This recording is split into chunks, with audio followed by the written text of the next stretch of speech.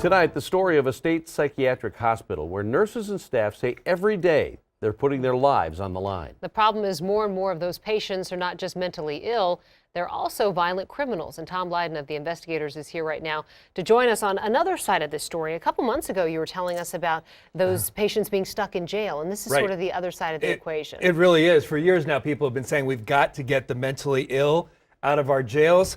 They're also realizing it's a little more complicated than that. That move had some unintended consequences for the Anoka Metro Regional Treatment Center. The mentally ill coming from county jails are now even taking priority over patients coming from hospitals. And the staff at Anoka say many of their patients are behaving much more like violent inmates. Just off Highway 7, this Pentagon on the Prairie is where we send our mentally ill to get better. Each patient costing taxpayers $1,300 every day. The Anoka Metro Regional Treatment Center is a 110-bed state psychiatric hospital, but it's also becoming a kind of de facto prison. 132 patients transferred here in the last year from Minnesota's crowded jails. And when they walk through these doors, they're no longer criminals. They become clients. It doesn't do justice to the really mentally ill people to be mixed in with the criminal aspect. The criminals will tell you they have nothing to lose. We've had them say to staff, "You're working under my effing roof." Jackie Spaniers was a nurse at Anoka Regional for more than 20 years, until she was injured by a patient 2 years ago. She's hardly alone. The local union documenting staff who get sucker punched, assaulted, stabbed in the eye with a pencil. 55 staff injuries last year alone. They even have a Facebook account where they share their horrifying stories. Their new slogan is, "I came here to work, not to die." That almost makes it sound like the patients are running the place. Pretty much at this point, I would say that. Patients who have repeatedly punched or assaulted staff. Like Mohammed Hassan, who last February suddenly attacked a staff member, licking her face, sticking his tongue down her throat so she couldn't scream. Police took him to jail. He was back that same day.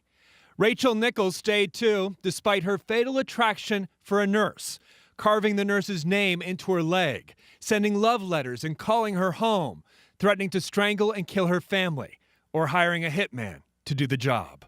This is really a hospital setting. Emily Johnson Piper is the new Human Services Commissioner. Anoka's patient population is very challenging, and it's always been very challenging, but it's been complicated by the increased number of patients that we're receiving directly from jail.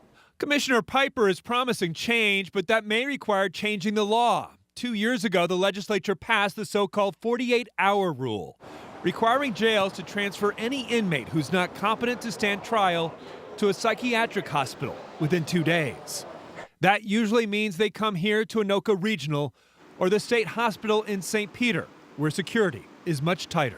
Minnesota law, this 48-hour rule is requiring us to prioritize people coming from jail above and before the people that are coming from hospitals that need treatment here. Do you think that's the way it should be?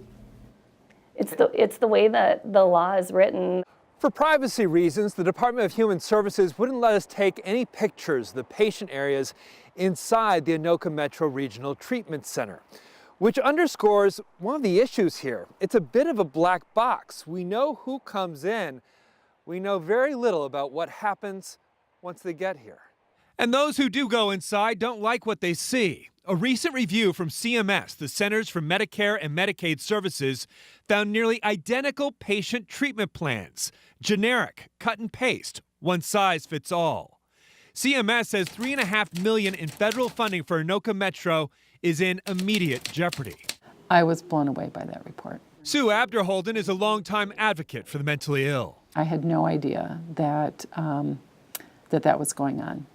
Had no idea that we had identical plans for people. One reason is that Anoka Regional is incredibly short-staffed. 55 unfilled job openings, more than 5,000 hours of overtime in January alone, with double shifts leading to dangerous burnout. Makes it a lot tougher. It puts you in a vulnerable position just based on the fact that you're tired. Has the 48-hour rule sort of backfired on us? It has produced a lot of unintended consequences. Because it's a complicated system where the mentally ill get passed between courts, hospitals, jails, and back again. What we have is a flow problem. It's not necessarily, some people say, if we just build more beds. It's a flow problem. In fact, nearly half the clients at Anoka Regional no longer meet the criteria for hospitalization. They should be going back to court, even jail, or a less expensive community-based facility. Instead, violent criminals are treated like clients, putting both staff and other patients in peril. The staff here do have safety concerns. They also are just some of the most committed public servants you'll ever meet. And they believe in the work that they're doing here and caring for the most vulnerable people in the state. And there are some hopeful signs. A job fair at the Anoka Regional yesterday filled up about 70% of those open positions.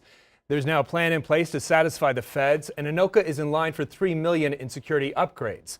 And Commissioner Piper impressed many of the workers there when she spent Christmas at the facility to see firsthand the staffing struggles. But truly fixing the problem, that may also involve changing the 48-hour rule. And guys, there is talk about at least fixing some aspects of it at the legislature this year. This is so complicated. What is the solution? You know, I think one thing you have to realize is that it is complicated. These are always going to be difficult cases. I think the one thing I've taken away from that is we don't do a very good job of triaging on the front end at the jails, and maybe even triaging at the back end when they leave these facilities. But the big thing is, and everyone's talking about this, we need these community-based kind of facilities out in the community, away from the hospital setting, for people who don't need that heavy type of care. Legislature has authorized money for that, but we really haven't scaled that up yet. Okay. And it's expensive. It could be a lot of money, yeah? Yeah, I mean, but think, at Anoka, they're spending $1,300 every day on these patients. Right. There are cheaper options available and better options. All right, Tom. Good story. Thanks, Tom. Thanks.